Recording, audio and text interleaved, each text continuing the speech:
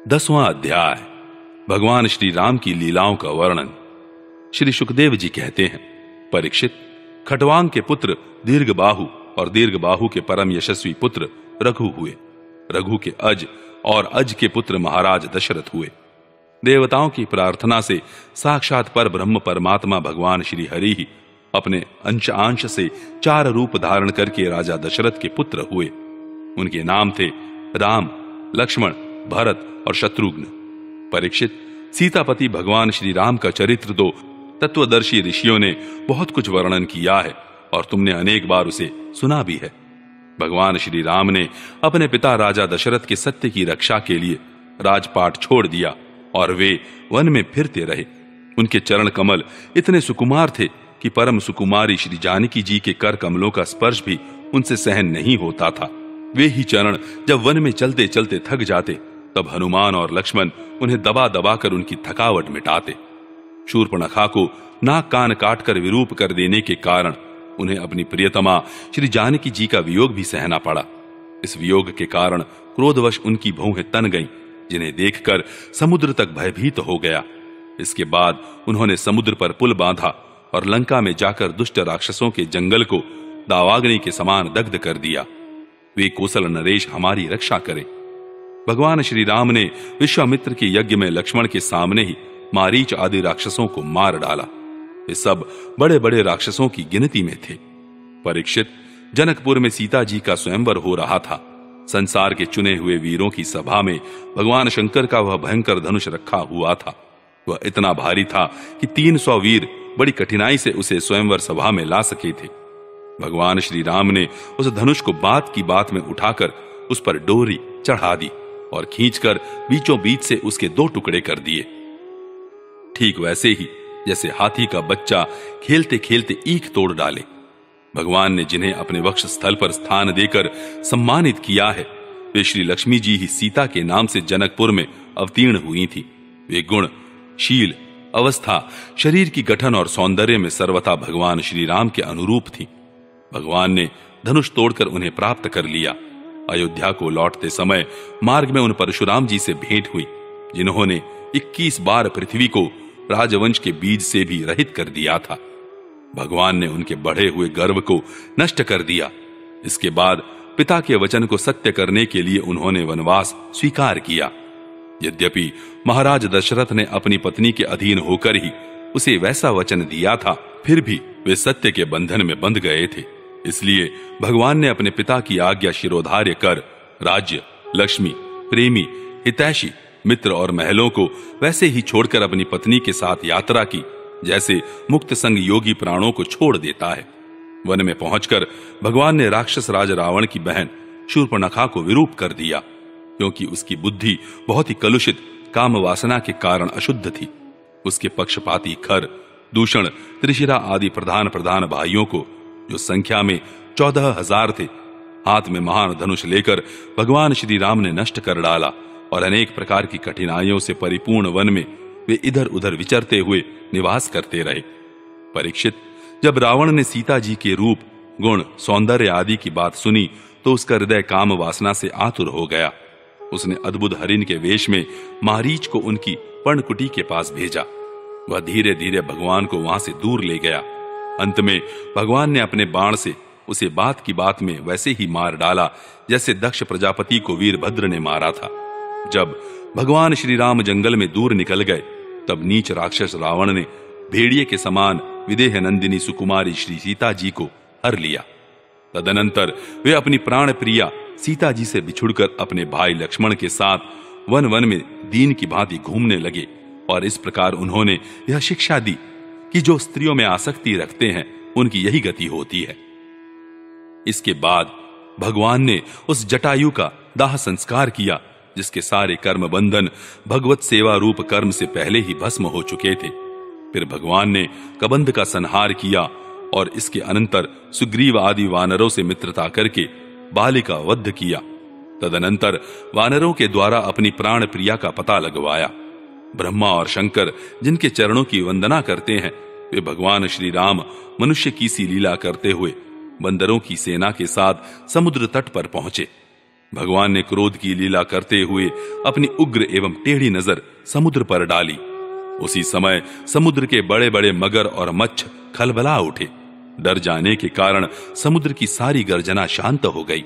तब समुद्र शरीरधारी बनकर और अपने सिर पर बहुत सी भेंटें लेकर भगवान के चरण कमलों की शरण में आया और इस प्रकार कहने लगा, अनंत, हम मूर्ख हैं, इसलिए आपके वास्तविक स्वरूप को नहीं जानते। जाने भी कैसे? आप समस्त जगत के एकमात्र स्वामी, आदि कारण एवं जगत के समस्त परिवर्तनों में एक रस रहने वाले हैं।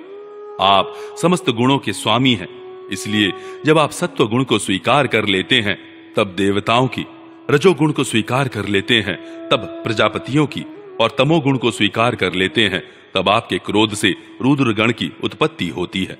वीर शिरोमणे, आप अपनी इच्छा के अनुसार मुझे पार कर जाइए और त्रिलोकी को रुलाने वाले विशर्वा के कुपूत रावण को मारकर अपनी पत्नी को फिर से प्राप्त कीजिए।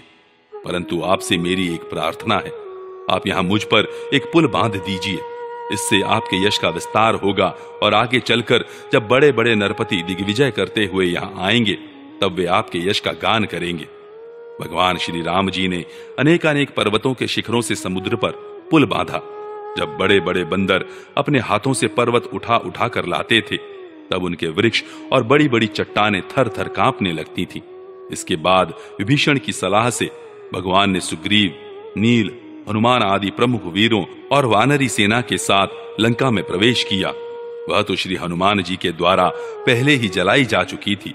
उस समय वानर राज की सेना ने लंका के सैर करने और खेलने के स्थान, अन्न के गोदाम, खजाने, दरवाजे, फाटक, सभा भवन, छज्जे और पक्षियों के रहने के स्थान तक को घेर लिया। उन्होंने वहां की वेदी, ध्वजाएं, सोने के कलश और चौराहे तोड़ फोड़ डाले। उस समय लंका ऐसी मालूम पड़ रही थी जैसे झुंड के झुंड हाथियों ने किसी नदी को मथ डाला हो। यह देखकर राक्षस राज रावण ने निकुंभ, कुंभ, धूम्राक्ष, दुर्मुख, सुरांतक, नरांतक, प्रहस्त, अतिकाय, विकंपन आदि अपने सब अनुचरों, पुत्र मेघनाद और अंत में भाई कुंभकर्ण को भी युद्ध करने के लिए भेजा। राक्षसों की वह विशाल सेना तलवार, त्रिशूल, धनुष, प्रास, रिष्टि, शक्ति, बाण, भाले, खड़ग आदि शस्त्र अस्त्र से सुरक्षित और अत्यंत दुर्गम थी।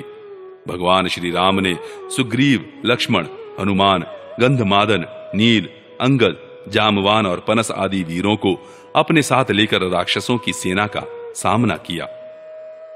रघुवंश शिरोमणि भगवान श्री राम की अंगद आदि सब सेनापति राक्षसों की चतुरंगिणी सेना, हाथी, रथ, घुड़सवार और पैदलों के साथ द्वंद्व युद्ध की रीति से भिड़ गए और राक्षसों को वृक्ष, पर्वत शिखर, गदा और बाणों से मारने लगे। उनका मारा जाना तो स्वाभाविक ही था, क्योंकि वे उसी रावण के अनुचर थे जिसका मंगल श्री सीता जी को स्पर्श करने के कारण पहले ही नष्ट हो चुका था। जब राक्षस राज रावण ने देखा कि मेरी सेना का तो नाश हुआ जा रहा है, तब वह क्रोध में भरकर पुष्पक विमान पर आरूढ़ हो भगवान श्री राम के सामने आया। उस समय इंद्र का सारथी मातली बड़ा ही तेजस्वी दिव्य रथ लेकर आया और उस पर भगवान श्री राम जी विराजमान हुए। रावण अपने तीखे बाणों से उन पर प्रहार करने लगा। भगवान श्री राम जी ने रावण से कहा, नीच राक्षस, तुम कुत्ते की तरह हमारे अनुपस्थिति में हमारी प्राण प्रिया पत्नी को हर लाए। तुमने दुष्टता की हद कर दी। तुम्हारे जैसा निर्लज्ज तथा निंदनीय और कौन होगा। जैसे काल को कोई टाल नहीं सकता, कर्तापन के अभिमानी को वह फल दिए बिना रह नहीं सकता, वैसे ही आज मैं तुम्हें तुम्हारी करनी का फल चखाता हूं। इस प्रकार रावण को फटकारते हुए भगवान श्री राम ने अपने धनुष पर चढ़ाया हुआ बाण उस पर छोड़ा। उस बाण ने वज्र के समान उसके हृदय को विदीर्ण कर दिया। वह अपने 10 मुखों से खून उगलता हुआ विमान से गिर पड़ा, ठीक वैसे ही जैसे पुण्यात्मा लोग भोग समाप्त होने पर स्वर्ग से गिर पड़ते हैं। उस समय उसके पुरजन परिजन हाय हाय करके चिल्लाने लगे। तदनंतर हजारों राक्षसियां मंदोदरी के साथ रोती हुई लंका से निकल पड़ी और रणभूमि में आईं। उन्होंने देखा कि उनके स्वजन संबंधी लक्ष्मण जी के बाणों से छिन्न भिन्न होकर पड़े हुए हैं। वे अपने हाथों अपनी छाती पीट पीट कर और अपने सगे संबंधियों को हृदय से लगा लगा कर ऊंचे स्वर से विलाप करने लगी। हाय हाय स्वामी, आज हम सब बेमौत मारी गई। एक दिन वह था जब आपके भय से समस्त लोकों में त्राहि त्राहि मच जाती थी। आज वह दिन आ पहुंचा कि आपके न रहने से हमारे शत्रु लंका की दुर्दशा कर रहे हैं और यह प्रश्न उठ रहा है कि अब लंका किसके अधीन रहेगी। आप सब प्रकार से संपन्न थे, किसी भी बात की कमी न थी, परंतु आप काम के वश हो गए और यह नहीं सोचा कि सीता जी कितनी तेजस्विनी है और उनका कितना प्रभाव है। आपकी यही भूल आपकी इस दुर्दशा का कारण बन गई। कभी आपके कामों से हम सब और समस्त राक्षस वंश आनंदित होता था और आज हम सब तथा यह सारी लंका नगरी विधवा हो गई। आपका वह शरीर जिसके लिए आपने सब कुछ कर डाला आज गीधों का आहार बन रहा है और अपने आत्मा को आपने नरक का अधिकारी बना डाला। यह सब आपकी ही नासमझी और कामुकता का फल है। श्री सुखदेव जी कहते हैं, परीक्षित, कोसलाधीश भगवान श्री रामचंद्र जी की आज्ञा से विभीषण ने अपने स्वजन संबंधियों का पितृयज्ञ की विधि से शास्त्र के अनुसार अंत्येष्टि कर्म किया। इसके बाद भगवान श्री राम ने अशोक वाटिका के आश्रम में अशोक वृक्ष के नीचे बैठी हुई श्री सीता जी को देखा। वे उन्हीं के विरह की व्याधि से पीड़ित एवं अत्यंत दुर्बल हो रही थीं। अपनी प्राण प्रिया अर्धांगिनी श्री सीता जी को अत्यंत दीन अवस्था में देखकर श्री राम का हृदय प्रेम और कृपा से भर आया। इधर भगवान का दर्शन पाकर सीता जी का हृदय प्रेम और आनंद से परिपूर्ण हो गया। उनका मुख कमल खिल उठा। भगवान ने विभीषण को राक्षसों का स्वामित्व, लंकापुरी का राज्य और एक कल्प की आयु दी और इसके बाद पहले सीता जी को विमान पर बैठाकर अपने दोनों भाई लक्ष्मण तथा सुग्रीव एवं सेवक हनुमान जी के साथ स्वयं भी विमान पर सवार हुए। इस प्रकार 14 वर्ष का व्रत पूरा हो जाने पर उन्होंने अपने नगर की यात्रा की। उस समय मार्ग में ब्रह्मा आदि लोकपालगण उन पर बड़े प्रेम से पुष्पों की वर्षा कर रहे थे। इधर तो ब्रह्मा आदि बड़े आनंद से भगवान की लीलाओं का गान कर रहे थे और उधर जब भगवान को यह मालूम हुआ कि भरत जी केवल गोमूत्र में पकाया हुआ जौ का दलिया खाते हैं, वलकल पहनते हैं और पृथ्वी पर डाब बिछाकर सोते हैं एवं उन्होंने जटाएं बढ़ा रखी हैं, तब वे बहुत दुखी हुए। उनकी दशा का स्मरण कर परम करुणाशील भगवान का हृदय भर आया। जब भरत को मालूम हुआ कि मेरे बड़े भाई भगवान श्री राम जी आ रहे हैं, तब वे पुरवासी, मंत्री और पुरोहितों को साथ लेकर एवं भगवान की पादुकाएं सिर पर रखकर उनकी अगवानी के लिए चले। जब भरत जी अपने रहने के स्थान नंदीग्राम से चले, तब लोग उनके साथ साथ मंगल गान करते, बाजे बजाते चलने लगे। वेदवादी ब्राह्मण बार बार वेद मंत्रों का उच्चारण करने लगे और उसकी ध्वनि चारों ओर गूंजने लगी। सुनहरी कामदार पताकाएं फहराने लगी। सोने से मढ़े हुए तथा रंग बिरंगी ध्वजाओं से सजे हुए रथ, सुनहले साज से सजाए हुए सुंदर घोड़े तथा सोने के कवच पहने हुए सैनिक उनके साथ साथ चलने लगे। सेठ साहूकार, श्रेष्ठ वारांगनाएं, पैदल चलने वाले सेवक और महाराजाओं के योग्य छोटी बड़ी सभी वस्तुएं उनके साथ चल रही थी। भगवान को देखते ही प्रेम के उद्रेक से भरत जी का हृदय गदगद हो गया। नेत्रों में आंसू छलक आए। वे भगवान के चरणों पर गिर पड़े। उन्होंने प्रभु के सामने उनकी पादुकाएं रख दी और हाथ जोड़कर खड़े हो गए। नेत्रों से आंसू की धारा बहती जा रही थी। भगवान ने अपने दोनों हाथों से पकड़कर बहुत देर तक भरत जी को हृदय से लगाए रखा। भगवान के नेत्र जल से भरत जी का स्नान हो गया। इसके बाद सीता जी और लक्ष्मण जी के साथ भगवान श्री राम जी ने ब्राह्मण और पूजनीय गुरुजनों को नमस्कार किया तथा सारी प्रजा ने बड़े प्रेम से सिर झुकाकर भगवान के चरणों में प्रणाम किया। उस समय उत्तर कोसल देश की रहने वाली समस्त प्रजा अपने स्वामी भगवान को बहुत दिनों के बाद आए देख अपने दुपट्टे हिला हिलाकर पुष्पों की वर्षा करती हुई आनंद से नाचने लगी। भरत जी ने भगवान की पादुकाएं ली। विभीषण ने श्रेष्ठ चंवर, सुग्रीव ने पंखा और श्री हनुमान जी ने श्वेत छत्र ग्रहण किया। परीक्षित, शत्रुघ्न जी ने धनुष और तरकस, सीता जी ने तीर्थों के जल से भरा कमंडलू, अंगद ने सोने का खड़ग और जामवान ने ढाल ले ली। इन लोगों के साथ भगवान पुष्पक विमान पर विराजमान हो गए। चारों तरफ यथास्थान स्त्रियां बैठ गईं, वंदी जन स्तुति करने लगे। उस समय पुष्पक विमान पर भगवान श्री राम की ऐसी शोभा हुई मानो ग्रहों के साथ चंद्रमा उदय हो रहे हो। इस प्रकार भगवान ने भाइयों का अभिनंदन स्वीकार करके उनके साथ अयोध्यापुरी में प्रवेश किया। उस समय वह पुरी आनंदोत्सव से परिपूर्ण हो रही थी। राजमहल में प्रवेश करके उन्होंने अपनी माता कौसल्या, अन्य माताओं गुरुजनों, बराबर के मित्रों और छोटों का यथा योग्य सम्मान किया तथा उनके द्वारा किया हुआ सम्मान स्वीकार किया। श्री सीता जी और लक्ष्मण जी ने भी भगवान के साथ साथ सबके प्रति यथा योग्य व्यवहार किया। उस समय जैसे मृतक शरीर में प्राणों का संचार हो जाए, वैसे ही माताएं अपने पुत्रों के आगमन से हर्षित हो उठी। उन्होंने उनको अपनी गोद में बैठा लिया और अपने आंसुओं से उनका अभिषेक किया। उस समय उनका सारा शोक मिट गया। इसके बाद वशिष्ठ जी ने दूसरे गुरुजनों के साथ विधिपूर्वक भगवान की जटा उतरवाई और बृहस्पति ने जैसे इंद्र का अभिषेक किया था, वैसे ही चारों समुद्रों के जल आदि से उनका अभिषेक किया। इस प्रकार सिर से स्नान करके भगवान श्री राम ने सुंदर वस्त्र, पुष्पमालाएं और अलंकार धारण किए। सभी भाइयों और श्री जानकी जी ने भी सुंदर सुंदर वस्त्र और अलंकार धारण किए। उनके साथ भगवान श्री राम जी अत्यंत शोभायमान हुए। भरत जी ने उनके चरणों में गिरकर उन्हें प्रसन्न किया और उनके आग्रह करने पर भगवान श्री राम ने राज सिंहासन स्वीकार किया। इसके बाद वे अपने अपने धर्म में तत्पर तथा वर्णाश्रम के आचार को निभाने वाली प्रजा का पिता के समान पालन करने लगे। उनकी प्रजा भी उन्हें अपना पिता ही मानती थी। परीक्षित, जब समस्त प्राणियों को सुख देने वाले परम धर्मज्ञ भगवान श्री राम राजा हुए, तब था तो त्रेता युग, परंतु मालूम होता था मानो सत्ययुग ही है। परीक्षित, उस समय वन, नदी, पर्वत, वर्ष, द्वीप और समुद्र सबके सब प्रजा के लिए कामधेनु के समान समस्त कामनाओं को पूर्ण करने वाले बन रहे थे। इंद्रियातीत भगवान श्री राम के राज्य करते समय किसी को मानसिक चिंता या शारीरिक रोग नहीं होते थे। बुढ़ापा, दुर्बलता, दुख, शोक, भय और थकावट नाम मात्र के लिए भी नहीं थे। यहां तक कि जो मरना नहीं चाहते थे, उनकी मृत्यु भी नहीं होती थी।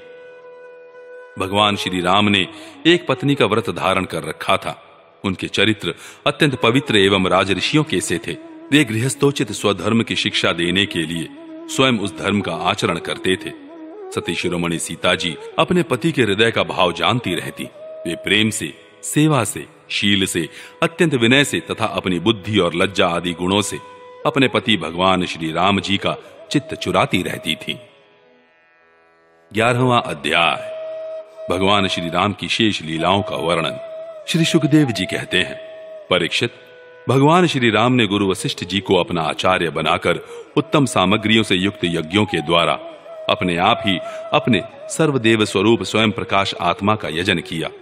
उन्होंने होता को पूर्व दिशा, ब्रह्मा को दक्षिण, अधवर्यु को पश्चिम और उद्गाता को उत्तर दिशा दे दी। उनके बीच में जितनी भूमि बच रही थी वह उन्होंने आचार्य को दे दी।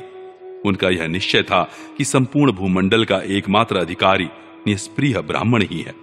इस प्रकार सारे भूमंडल का दान करके उन्होंने अपने शरीर के वस्त्र और अलंकार ही अपने पास रखे। इसी प्रकार महारानी सीता जी के पास भी केवल मांगलिक वस्त्र और आभूषण ही बच रहे। जब आचार्य आदि ब्राह्मणों ने देखा कि भगवान श्री राम तो ब्राह्मणों को ही अपना इष्ट देव मानते हैं, उनके हृदय में ब्राह्मणों के प्रति अनंत स्नेह है, तब उनका हृदय प्रेम से द्रवित हो गया। उन्होंने प्रसन्न होकर सारी पृथ्वी भगवान को लौटा दी और कहा, प्रभु, आप सब लोगों के एकमात्र स्वामी हैं। आप तो हमारे हृदय के भीतर रहकर अपनी ज्योति से अज्ञान अंधकार का नाश कर रहे हैं। ऐसी स्थिति में भला आपने हमें क्या नहीं दे रखा है। आपका ज्ञान अनंत है। पवित्र कीर्ति वाले पुरुषों में आप सर्वश्रेष्ठ हैं। उन महात्माओं को जो किसी को किसी प्रकार की पीड़ा नहीं पहुंचाते, आपने अपने चरण कमल दे रखे हैं। ऐसा होने पर भी आप ब्राह्मणों को अपना इष्ट देव मानते हैं। भगवान, आपके इस राम रूप को हम नमस्कार करते हैं। परीक्षित, एक बार अपनी प्रजा की स्थिति जानने के लिए भगवान श्री राम जी रात के समय छिपकर बिना किसी को बतलाए घूम रहे थे। उस समय उन्होंने किसी की यह बात सुनी। वह अपनी पत्नी से कह रहा था, अरे तू दुष्ट और उल्टा है, तू पराए घर में रह आई है। स्त्री लोभी राम भले ही सीता को रख ले, परंतु मैं तुझे फिर नहीं रख सकता। सचमुच सब लोगों को प्रसन्न रखना टेढ़ी खीर है, क्योंकि मूर्खों की तो कमी नहीं है। जब भगवान श्री राम ने बहुतों के मुंह से ऐसी बात सुनी तो वे लोक अपवाद से कुछ भयभीत से हो गए। उन्होंने श्री सीता जी का परित्याग कर दिया और वे वाल्मीकि मुनि के आश्रम में रहने लगी। सीता जी उस समय गर्भवती थी। समय आने पर उन्होंने एक साथ ही 2 पुत्र उत्पन्न किए। उनके नाम हुए कुश और लव। वाल्मीकि मुनि ने उनके जात कर्मादि संस्कार किए। लक्ष्मण जी के 2 पुत्र हुए, अंगद और चित्रकेतु। परीक्षित, इसी प्रकार भरत जी के भी 2 ही पुत्र थे, तक्ष और पुष्कल, तथा शत्रुघ्न के भी 2 पुत्र हुए, सुबाहु और श्रुतसेन। भरत जी ने दिग्विजय में करोड़ों गंधर्वों का संहार किया। उन्होंने उनका सब धन लाकर अपने बड़े भाई भगवान श्री राम की सेवा में निवेदन किया। शत्रुघ्न जी ने मधुवन में मधु के पुत्र लवण नामक राक्षस को मारकर वहां मथुरा नाम की पुरी बसाई। भगवान श्री राम के द्वारा निर्वासित सीता जी ने अपने पुत्रों को वाल्मीकि जी के हाथों में सौंप दिया और भगवान श्री राम के चरण कमलों का ध्यान करती हुई वे पृथ्वी देवी के लोक में चली गई। यह समाचार सुनकर भगवान श्री राम ने अपने शोकावेश को बुद्धि के द्वारा रोकना चाहा, परंतु परम समर्थ होने पर भी वे उसे रोक न सके, क्योंकि उन्हें जानकी जी के पवित्र गुण बार बार स्मरण हो आया करते थे। परीक्षित, यह स्त्री और पुरुष का संबंध सब कहीं इसी प्रकार दुख का कारण है। यह बात बड़े बड़े समर्थ लोगों के विषय में भी ऐसी ही है। फिर गृहासक्त विषयी पुरुष के संबंध में तो कहना ही क्या है। इसके बाद भगवान श्री राम ने ब्रह्मचर्य धारण करके 13,000 वर्ष तक अखंड रूप से अग्निहोत्र किया। तदनंतर अपना स्मरण करने वाले भक्तों के हृदय में अपने उन चरण कमलों को स्थापित करके, जो दंडक वन के कांटों से बिंध गए थे, अपने स्वयं प्रकाश परम ज्योतिर्मय धाम में चले गए। परीक्षित, भगवान के समान प्रतापशाली और कोई नहीं है, फिर उनसे बढ़कर तो हो ही कैसे सकता है। उन्होंने देवताओं की प्रार्थना से ही यह लीला विग्रह धारण किया था। ऐसी स्थिति में रघुवंश शिरोमणि भगवान श्री राम के लिए यह कोई बड़े गौरव की बात नहीं है कि उन्होंने अस्त्र शस्त्रों से राक्षसों को मार डाला या समुद्र पर पुल बांध दिया। भला उन्हें शत्रुओं को मारने के लिए बंदरों की सहायता की भी आवश्यकता थी क्या? यह सब उनकी लीला ही है। भगवान श्री राम का निर्मल यश समस्त पापों को नष्ट कर देने वाला है। वह इतना फैल गया है कि दिग्गजों का श्यामल शरीर भी उसकी उज्ज्वलता से चमक उठता है। आज भी बड़े बड़े ऋषि महर्षि राजाओं की सभा में उसका गान करते रहते हैं। स्वर्ग के देवता और पृथ्वी के नरपति अपने कमनीय किरीटों से उनके चरण कमलों की सेवा करते रहते हैं। मैं उन्हीं रघुवंश शिरोमणि भगवान श्री रामचंद्र जी की शरण ग्रहण करता हूं, जिन्होंने भगवान श्री राम का दर्शन और स्पर्श किया, उनका सहवास अथवा अनुगमन किया। वे सब के सब तथा कोसल देश के निवासी भी उसी लोक में गए जहां बड़े बड़े योगी योग साधना के द्वारा जाते हैं। जो पुरुष अपने कानों से भगवान श्री राम का चरित्र सुनता है, उसे सरलता, कोमलता आदि गुणों की प्राप्ति होती है। परीक्षित, केवल इतना ही नहीं, वह समस्त कर्म बंधनों से मुक्त हो जाता है। राजा परीक्षित ने पूछा, भगवान श्री राम स्वयं अपने भाइयों के साथ किस प्रकार का व्यवहार करते थे तथा भरत आदि भाई, प्रजाजन और अयोध्यावासी भगवान श्री राम के प्रति कैसा बर्ताव करते थे? श्री सुखदेव जी कहते हैं, त्रिभुवनपति महाराज श्री राम ने राज सिंहासन स्वीकार करने के बाद अपने भाइयों को दिग्विजय की आज्ञा दी और स्वयं अपने निज जनों को दर्शन देते हुए अपने अनुचरों के साथ वे पुरी की देख रेख करने लगे। उस समय अयोध्यापुरी के मार्ग सुगंधित जल और हाथियों के मदकणों से सिंचे रहते। ऐसा जान पड़ता मानो यह नगरी अपने स्वामी भगवान श्री राम को देखकर अत्यंत मतवाली हो रही है। उसके महल, फाटक, सभा भवन, विहार और देवालय आदि में सुवर्ण के कलश रखे हुए थे और स्थान स्थान पर पताकाएं फहरा रही थीं। वह डंठल समेत सुपारी, केले के खंबे और सुंदर वस्त्रों के पट्टों से सजाई हुई थी। दर्पण, वस्त्र और पुष्पमालाओं से तथा मांगलिक चित्रकारियों और बंधनवारों से सारी नगरी जगमगा रही थी। नगरवासी अपने हाथों में तरह तरह की भेंटें लेकर भगवान के पास आते और उनसे प्रार्थना करते कि देव, पहले आपने ही वराह रूप से पृथ्वी का उद्धार किया था, अब आप ही इसका पालन कीजिए। परीक्षित, उस समय जब प्रजा को मालूम होता कि बहुत दिनों के बाद भगवान श्री राम जी इधर पधारे हैं, तब सभी स्त्री पुरुष उनके दर्शन की लालसा से घर द्वार छोड़कर दौड़ पड़ते। वे ऊंची ऊंची अटारियों पर चढ़ जाते और अतृप्त नेत्रों से कमल नयन भगवान को देखते हुए उन पर पुष्पों की वर्षा करते। इस प्रकार प्रजा का निरीक्षण करके भगवान फिर अपने महलों में आ जाते। उनके वे महल पूर्ववर्ती राजाओं के द्वारा सेवित थे। उनमें इतने बड़े बड़े सब प्रकार के खजाने थे जो कभी समाप्त नहीं होते थे। वे बड़ी बड़ी बहुमूल्य बहुत सी सामग्रियों से सुसज्जित थे। महलों के द्वार तथा देहलियां मूंगी की बनी हुई थी। उनमें जो खंबे थे वे वैदुर्य मणि के थे। मरकत मणि के बड़े सुंदर सुंदर फर्श थे तथा स्फटिक मणि की दीवारें चमकती रहती थीं। रंग बिरंगी मालाओं, पताकाओं, मणियों की चमक, शुद्ध चेतन के समान उज्ज्वल मोती, सुंदर सुंदर भोग सामग्री, सुगंधित धूप, दीप तथा फूलों के गहनों से वे महल खूब सजाए हुए थे। आभूषणों को भी भूषित करने वाले देवताओं के समान स्त्री पुरुष उसकी सेवा में लगे रहते थे। परीक्षित, भगवान श्री राम जी आत्माराम जितेंद्रिय पुरुषों के शिरोमणि थे। उसी महल में वे अपनी प्राण प्रिया प्रेममयी पत्नी श्री सीता जी के साथ विहार करते थे। सभी स्त्री पुरुष जिनके चरण कमलों का ध्यान करते रहते हैं, वे ही भगवान श्री राम बहुत वर्षों तक धर्म की मर्यादा का पालन करते हुए समयानुसार भोगों का उपभोग करते रहे।